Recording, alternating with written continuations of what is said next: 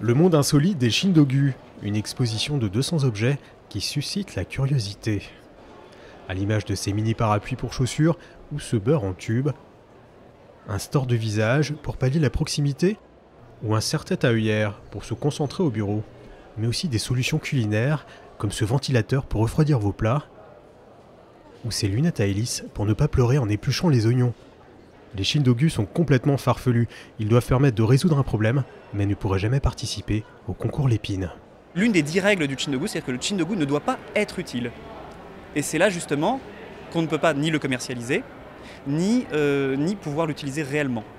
Créés dans les années 80 par Kenji Kawakami, un ingénieur japonais, les Shindogu se moquent de tous les objets qui inondent le quotidien. Un véritable pied de nez à notre société de consommation. Et pour certains japonais, c'est plus qu'une philosophie. En dehors de l'influence commerciale ou financière, on peut créer. C'est l'art qui est né de la vie quotidienne.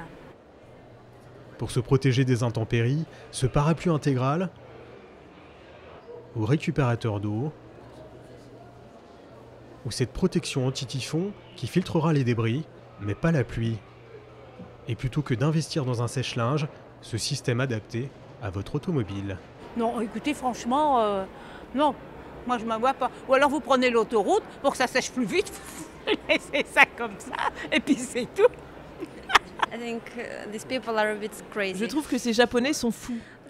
Ces objets sont vraiment curieux, c'est vraiment incroyable, mais très étrange.